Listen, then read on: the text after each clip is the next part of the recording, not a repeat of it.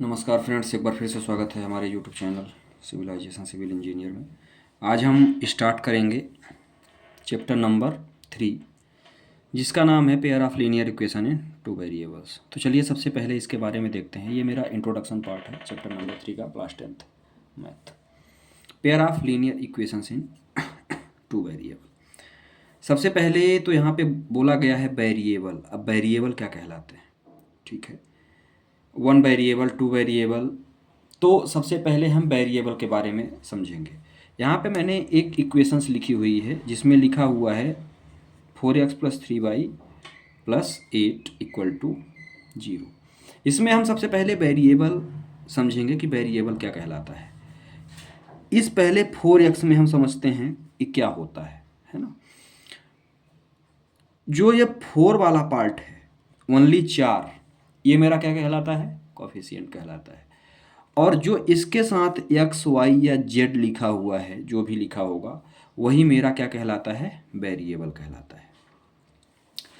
यदि सिर्फ x है तो वो मेरा 1 वेरिएबल कहलाएगा। यदि इक्वेशंस में x के अलावा y भी आ गया है तो वो मेरा 2 वेरिएबल कहलाएगा।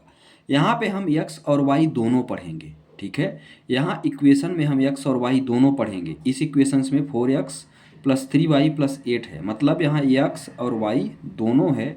इसलिए ये मेरा जो चैप्टर है ये 2 वेरिएबल्स पर है ना। मतलब ये x और y आपको दोनों पढ़ने हैं एक इक्वेशंस में। आपको x और y का मान भी निकालना है इसमें। तो यह 2 वेरिएबल, तो ये हो गया कोफिशिएंट और वेरिएबल्स। अब चलिए इसके स्टैंडर्ड फॉर्म की बात करते हैं।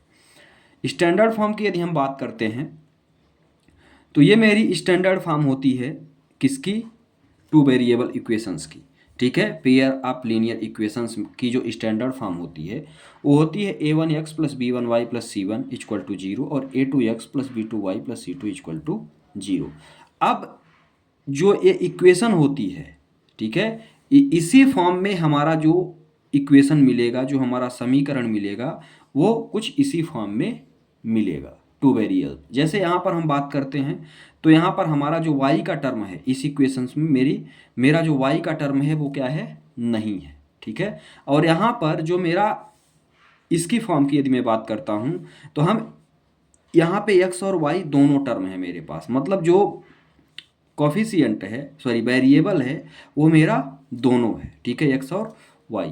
अब यहाँ से हम क्या करते हैं कि इन दोनों इक्वेशंस में, जैसे हमने इसको दे दिया इक्वेशन नंबर फर्स्ट और इसको दे दिया इक्वेशन नंबर ए, ध्यान से समझिएगा। अब इन दोनों की तुलना करते हैं, है ना, इन दोनों इक्वेशंस की तुलना करते हैं। तो ये तो मेरा स्टैंडर्ड फॉर्म है और ये इक्वेशन हमने लिया हुआ है। इसी प्रकार यदि मैं इधर चलता हूँ तो सेम इसको भी आप कुछ नाम दे दें। जैसे यहाँ पे मैंने इसको मैं दे देता हूँ बी और इधर मैं दे देता हूँ बी डैश, ठीक है। यहाँ मैंने दे दिया बी डैश, ठीक है। अब आगे चलते हैं।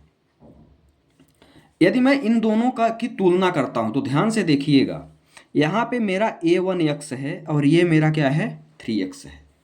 a1x और 3x, मतलब जो a1 वाला पार्ट होगा, पहले इक्वेशन की बात करता हूँ b और b डैश में, है ना। तो जो मेरा a1 वाला पार्ट होगा वो मेरा क्या कहलाएगा, 3 कहलाएगा। a1 = मुझे क्या कहला जाएगा, ये 3। ये अभी मैं b और b डैश की बात कर रहा हूँ, है ना। तो a1 = मेरा हो जाएगा 3। सेम कहानी यदि मैं b1 = करता हूँ, इसकी तुलना मैं इधर करूँगा तो यहाँ y वाला टर्म तो मेरा गायब है, तो b1 = मुझे क्या मिल जाएगा, 0 मिल जाएगा यहाँ से, ठीक है। सेम कहानी यदि मैं c1 की बात करता हूँ, यदि मैं कांस्टेंट टर्म की बात करता हूँ तो कांस्टेंट टर्म मुझे क्या मिल जाएगा, 2 मिल जाएगा यहाँ से, पहले इक्वेशंस। यदि मैं 1 और a की बात करता हूँ, ये मैं b और b डैश की बात कर रहा था। यदि मैं 1 और a की बात करता हूँ तो 1 और ये मेरा क्या कहलाएंगे, 1 a2x, मतलब यहाँ से मुझे a2 का मान मिलेगा। तो a2 = मुझे क्या मिल जाएगा, a2 = मुझे मिल गया 4।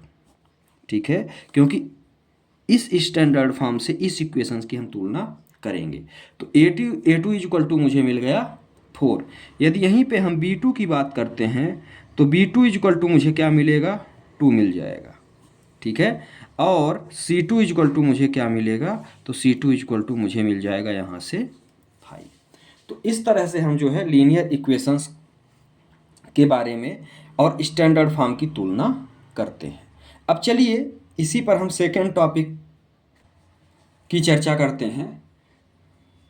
अब ये लीनियर इक्वेशन तो हमने पढ़ लिया कि भाई लीनियर इक्वेशन मेरा होता क्या है, इसकी स्टैंडर्ड फॉर्म क्या होती है।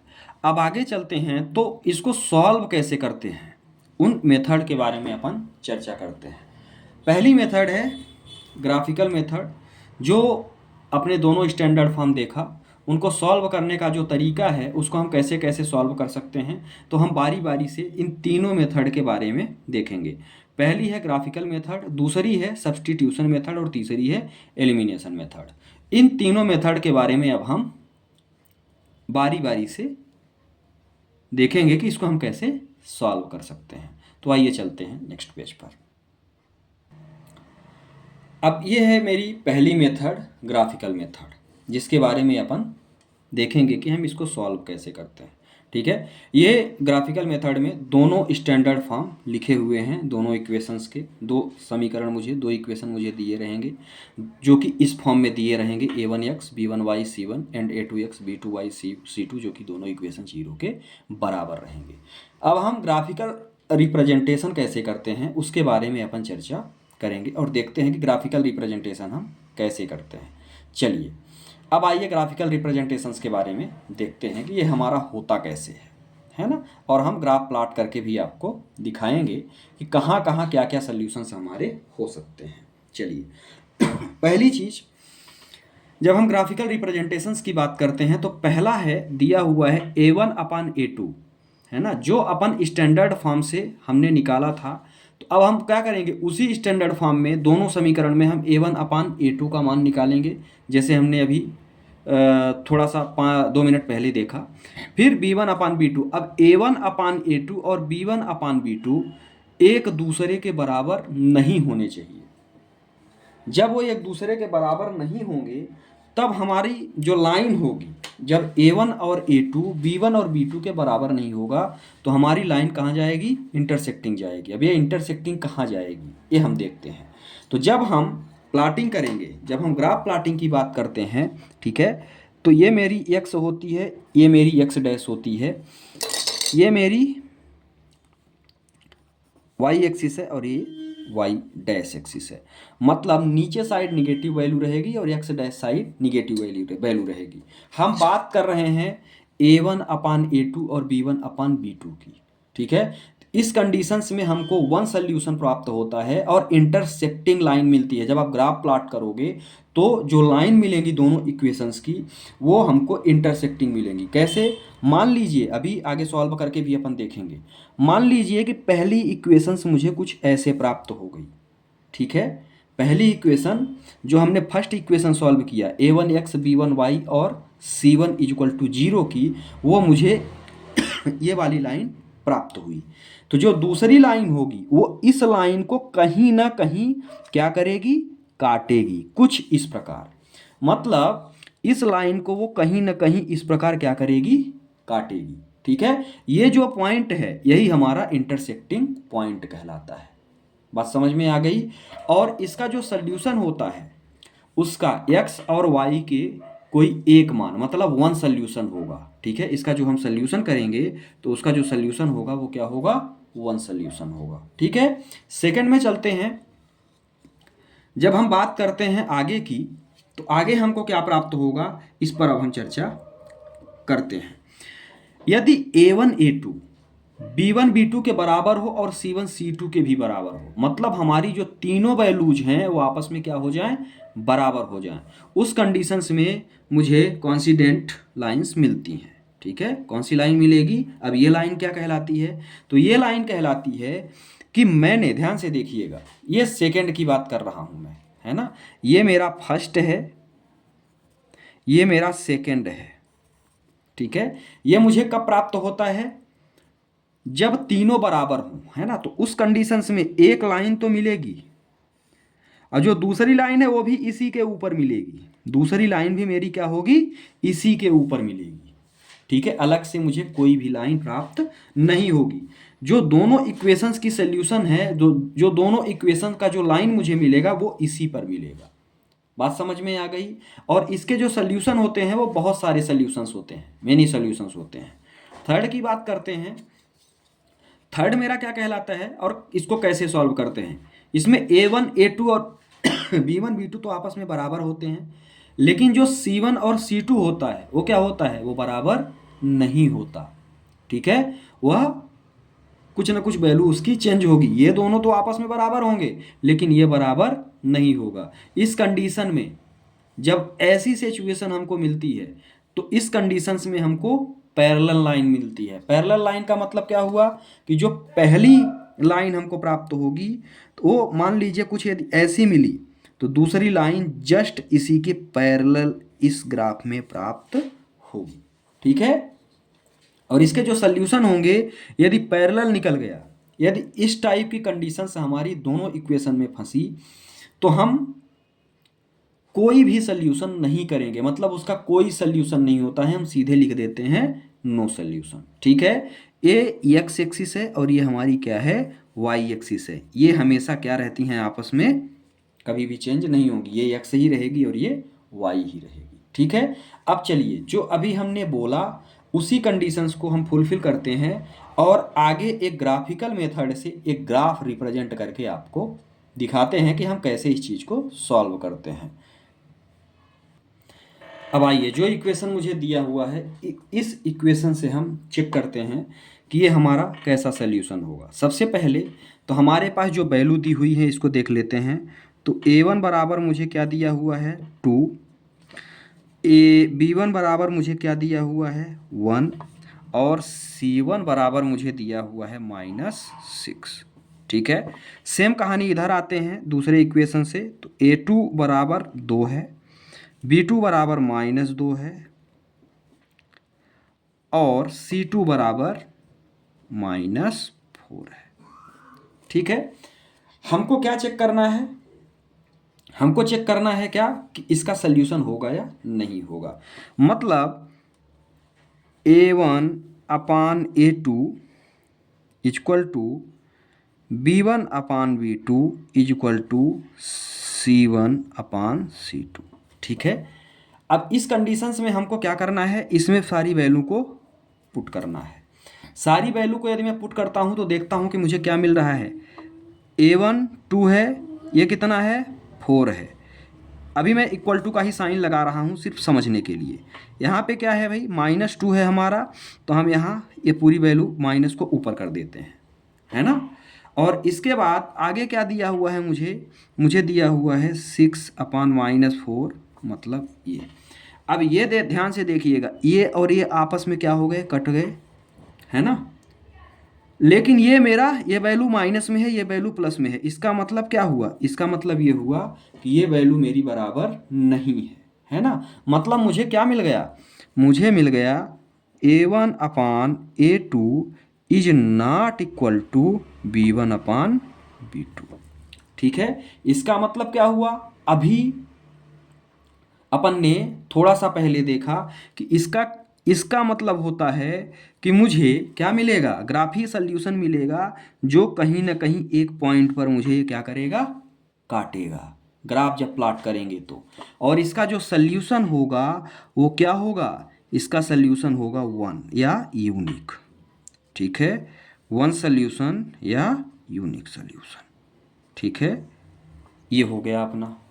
अब चलिए देखते हैं कि इसको सॉल्व कैसे करते हैं। इतना तो हमने देख लिया, अब हम ले लेते हैं इसको इक्वेशन फर्स्ट और इसको ले लेते हैं इक्वेशन सेकेंड। ठीक है, अब चलिए पहली इक्वेशंस को उठाते हैं, मतलब फॉर्म इक्वेशन फर्स्ट। क्या कहती है पहली इक्वेशन, इसको सॉल्व कैसे करते हैं ये देखेंगे। बोल रहा है 2x plus Y equal to 6, मैंने डायरेक्ट लिख दिया। y बराबर यदि हम निकालते हैं तो y बराबर मुझे मिल गया, क्या मिला 6 और 2x इधर आया तो ये हो गया -2x। ठीक है, अब ध्यान से देखिएगा, यदि x बराबर, इस इक्वेशंस को अब हम सॉल्व करेंगे और x और y का मान रख के कम से कम हम 2 सॉल्यूशन निकालेंगे। यदि x बराबर हम 0 रखते हैं, यदि हम x बराबर क्या रखते हैं, 0 रखते हैं, मतलब इफ x इक्वल टू 0, यदि x बराबर हम 0 रखते हैं तो मुझे y का मान क्या मिलेगा, y equal to 6 minus 2 into 0, है ना। तो y बराबर मुझे क्या मिल गया, 6 माइनस 0। तो y बराबर मुझे क्या मिला, y बराबर मुझे मिल गया 6। ठीक है, अभी एक वैल्यू मुझे और निकालनी है। अब ये तो मैंने पहली वैल्यू रखी थी x बराबर 0। अब चलिए आगे देखते हैं, यदि हम x बराबर इसी में यदि हम 3 रख दें, है ना भाई, यदि मैं x बराबर 3 रख दूं तो y 0 हो जाएगा, क्योंकि 6 माइनस 6 इक्वल टू 0। तो चलिए ठीक है, देखते हैं, यदि मैं इसी में x बराबर क्या रख दिया, x बराबर मुझे 3, यदि मैं x बराबर 3 रखा तो मुझे क्या मिला, y बराबर 6 माइनस 2 इंटू 3, मतलब y बराबर 6 माइनस 6, तो y बराबर मुझे मिल गया 0 के बराबर। ठीक है, ये मुझे मिनिमम 2 तो मुझे निकालने ही हैं। तो ये मेरी पहली इक्वेशन क्या हो गई, सॉल्व। ठीक है, अब चलिए मैं इसी पेज पे दूसरी इक्वेशन में चलता हूँ। दूसरी इक्वेशन मेरी क्या थी, दूसरी थी 4x minus 2y minus 4 equal to 0। इसको थोड़ा सा छोटा कर लेते हैं। यदि हम छोटा करते हैं तो मुझे क्या मिल जाएगा, मुझे मिल जाएगा 2x minus y minus 2 equal to 0। 2 common लिया और इधर भेज दिया तो क्या हो गया, 0 हो गया। ठीक है, अब यहाँ से यदि मैं 2 वैल्यू को इधर भेजूंगा तो दिक्कत होगी, यहाँ से माइनस मेरा निगेटिव है तो हम माइनस को इधर भेज देंगे तो पॉजिटिव हो जाएगा। बाकी 2 वैल्यू मेरी क्या रहेंगी, सेम रहेंगी। तो यहाँ हम डायरेक्ट लिख देते हैं 2x minus 2 equal to Y. ठीक है, ये इक्वेशन मुझे मिल गई। अब यदि मैं x बराबर 1 रखता हूं, इफ x इक्वल टू 1, यदि x बराबर 1 रखता हूं तो मुझे क्या मिलेगा, 2 into 1 minus 2 equal to y, है ना। तो यहाँ क्या हो गया, 2 माइनस 2 इक्वल टू वाई। तो मुझे y बराबर क्या मिल गया, y बराबर मिल गया 0। ये दूसरी इक्वेशन हम सॉल्व कर रहे हैं। ठीक है, सेम कहानी यदि हम चलते हैं तो मेरी इक्वेशन क्या थी, मेरी इक्वेशन थी y बराबर 2x माइनस 2, 2x माइनस 2। ठीक है, अब यदि मैं x बराबर क्या रखता हूं, 4, है ना। इफ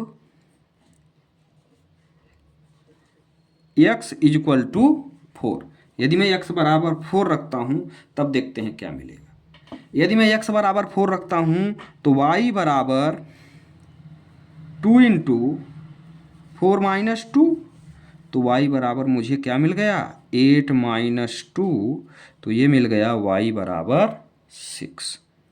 मिनिमम 2 वैल्यू आपको निकालनी है। हाँ, एक चीज़ और ध्यान रखना है, यहाँ पे आपको बस विशेष ध्यान ये रखना है कि ऐसा नहीं कि मैं यहाँ आप कुछ भी वैल्यू, बस कोशिश ये करना कि पॉइंट में न आए। पॉइंट में यदि आएगी तो आपको प्लॉटिंग में दिक्कत होगी। ठीक है, तो बस आपको एक विशेष ध्यान रखना है कि पॉइंट में वैल्यू न आए। ठीक है, अब इसके बाद जो मैं यहाँ वैल्यू रखा हुआ हूँ, जैसे x बराबर मैंने यहाँ 0 लिया, आप 1 ले सकते हो। x बराबर आप जब 1 लोगे तो 6 में से 2 क्या होगा, माइनस होगा, तो यहाँ बचेगा 4, तो y का मान क्या हो जाएगा, 4 आ जाएगा। तो आप अपने हिसाब से वैल्यू ले सकते हो। अब चलिए इसकी प्लॉटिंग देखते हैं कि हम ग्राफ पर इसको प्लॉट कैसे करेंगे।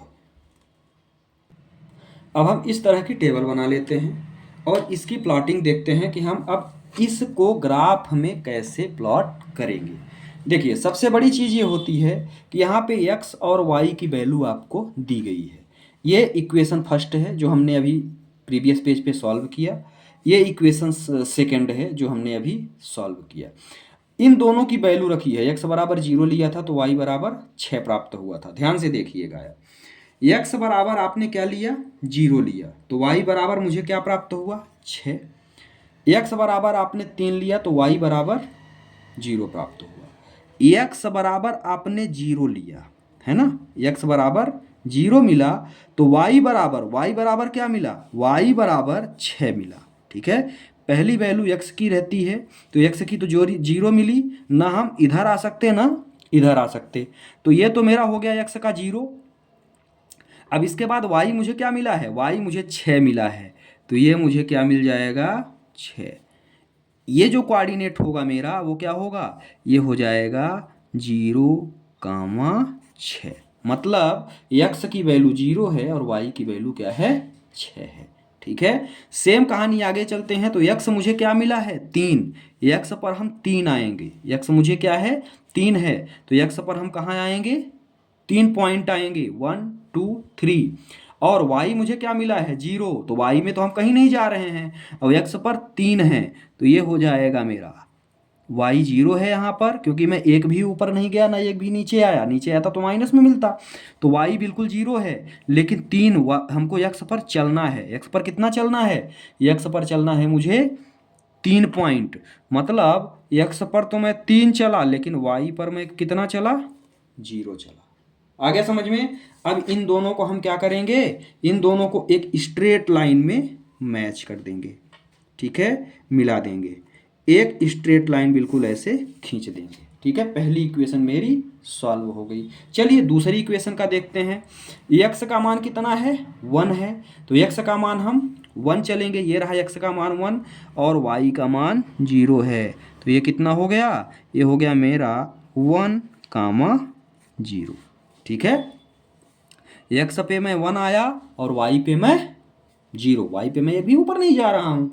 इसके बाद जब मैं बात करता हूँ सेकंड की, तो ये है 0 और 6, सॉरी 4 और 6, 1 0 था तो 1 0 मैंने प्लॉट कर लिया सेकंड इक्वेशन, 4 और 6 है तो कहाँ चलेंगे, 4 और 6 का मतलब क्या हुआ कि पहली वैल्यू मेरी x की वैल्यू 4 है, तो x की वैल्यू ये मैं आया 4, y पर 6 है, तो अब यहीं से हम y पर कहाँ जाएंगे, 6 पर, यहीं से सेम कहानी, x पर 4 है और y पर 6 है, तो इन दोनों के सामने हम क्या करेंगे, ये हो गया मेरा 4 और 6। ठीक है, x पे हम 4 आए और y पर हम 6 गए। ठीक, तो ये हो गया मेरा 4 और 6, तो एक कामा मेरा 4,6। ठीक, अब हम क्या करेंगे, अब इन दोनों पॉइंट्स को हम एक स्ट्रेट लाइन में मिला देंगे। ये हमारी दूसरी इक्वेशंस की सल्यूशन हो गई। हमने अभी चर्चा किया कि यदि मैं इसको सॉल्व करूंगा तो a1 a2 और b1 b2 आपस में बराबर नहीं आ रहे हैं, मतलब ये इंटरसेक्टिंग लाइन मिलेगी, तो ये मुझे मिल गई इंटरसेक्टिंग पॉइंट। ठीक है, और यूनिक सल्यूशन मिलेगा तो मुझे एक यूनिक सल्यूशन मिल गया। इस तरह से हम ग्राफ को प्लॉट करते हैं। ठीक है, अब चलिए नेक्स्ट मेथड की ओर चलते हैं। अगली मेथड है सब्स्टिट्यूशन मेथड। ठीक है, अब इसको देखते हैं कि हम कैसे सॉल्व करते हैं। सबसे पहले जो इक्वेशन दिया हुआ है ये उसी स्टैंडर्ड फॉर्म पर दिया हुआ है। ठीक है, 2 वेरिएबल्स हैं और इसको हम सॉल्व करके देखेंगे। इसमें हम x और y का मान, इस मेथड से मेन इस मेथड का उपयोग कब किया जाता है, जब हमें x और y का मान निकालना रहता है, या ग्राफीय मेथड का भी उपयोग हमने कब किया, जब मुझे x और y का मान निकालना रहता है। ठीक है, तो चलिए देखते हैं कि हम सब्स्टिट्यूशन मेथड, ये आपके एग्जाम में आती भी है, तो आइए सॉल्व करके देखते हैं। सबसे पहले तो हम इसको दे देते हैं इक्वेशन फर्स्ट और इसको दे देते हैं इक्वेशन सेकेंड। अब क्या करते हैं भाई आगे कोई एक समीकरण उठाते हैं, है ना, कि कोई एक इक्वेशन लेते हैं। तो चलिए हम यहाँ से ले लेते हैं फ्रॉम इक्वेशन फर्स्ट, हम पहली ही उठाते हैं। पहली इक्वेशन उठाएंगे तो पहली इक्वेशन मुझे क्या दिया हुआ है, x + 3y is equal to 6 दिया हुआ है। तो यक्स बराबर यदि हम निकालें, यदि मैं यहाँ से यक्स का मान निकालना चाहूँ तो मुझे क्या है, यक्स बराबर मुझे मिल जाएगा 6 माइनस 3y। इसको हम दे देते हैं इक्वेशन नंबर 3। ठीक है, यहाँ तक सही है, कोई दिक्कत है? अब आगे चलते हैं। भाई यक्स का मान हमने निकाल लिया। अब जिस इक्वेशन से हम यक्स का मान निकाले हैं, जिस समीकरण से यक्स का मान निकाले हैं, इस वैल्यू को उसमें नहीं रखेंगे, उसके अलावा जो इक्वेशन दी हुई है हम उसमें रखेंगे। ठीक है, तो अब हम क्या लिखेंगे, put value of x in equation. अब मैंने कहाँ से इसको निकाला था, फर्स्ट से। हमने कौन सी इक्वेशन ली थी, फर्स्ट। तो हम इसको कहाँ पुट करेंगे, इक्वेशन सेकंड में। कहाँ पुट करेंगे, सेकंड में। ठीक है, अब इक्वेशन सेकंड मेरी क्या है उसको आप लिख लो। तो 2x minus 3y is equal to 12, यही है। अब आगे हम चलते हैं। तो ये इक्वेशन तो मुझे दी हुई है, अब मुझे वैल्यू का है कि पुट करनी है यक्स की। तो यक्स बराबर क्या है, 6 माइनस 3y। तो ये रहा 2, है ना, ये रहा 2।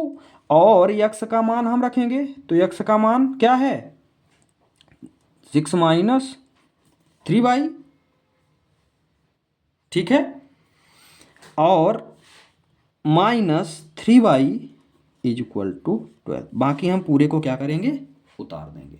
अब हम इसको सॉल्व करेंगे। इसको सॉल्व कैसे करेंगे, इसका मल्टीप्लाई इधर करो 2 का, तो ये कितना हो गया, 12 माइनस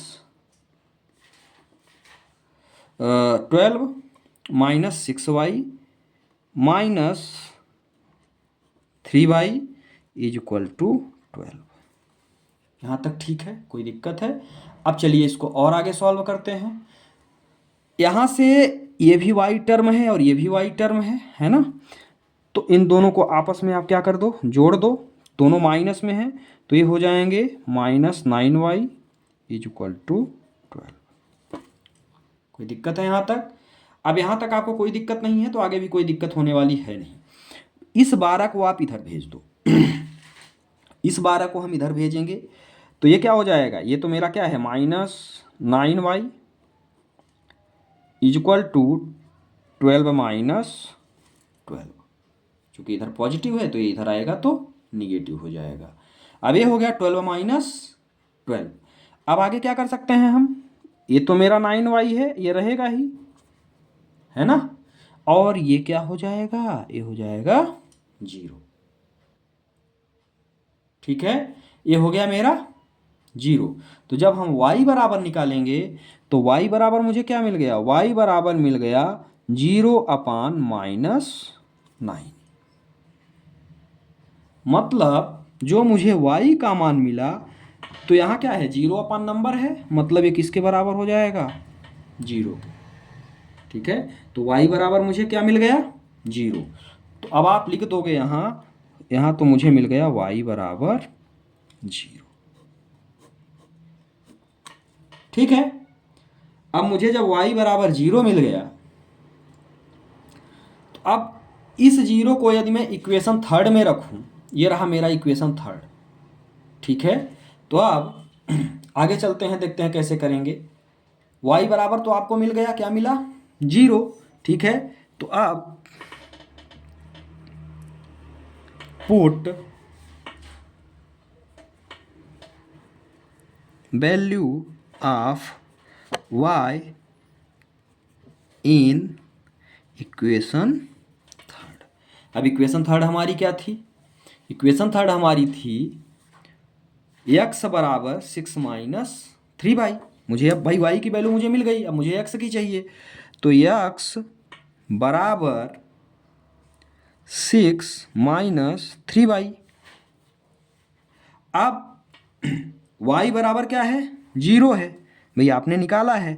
तो x बराबर, और यहाँ y की जगह पे आप क्या रखोगे, 0। तो 6 माइनस 3 इंटू 0। तो x बराबर 6 - 0, 3 में 0 का मल्टीप्लाई करोगे तो 0 आएगा। तो यहाँ पे क्या मिल गया, x बराबर मुझे मिल गया 6। ठीक है, तो ये मेरी थी सब्स्टिट्यूशन मेथड। x बराबर मुझे क्या मिला, 6 मिला, और y बराबर मुझे क्या मिला, 0। ठीक है, तो यहाँ आप लिख दोगे x बराबर क्या मिल गया मुझे, 6 मिल गया, और y बराबर मुझे मिल गया 0। यही इस सब्स्टिट्यूशन मेथड का सल्यूशन है। ठीक है, इसी मेथड से हम आगे भी क्या करेंगे, सारे प्रश्न सॉल्व करेंगे जो इस मेथड के द्वारा दिए गए हैं। अब चलिए अगली मेथड देखते हैं क्या है, एलिमिनेशन मेथड।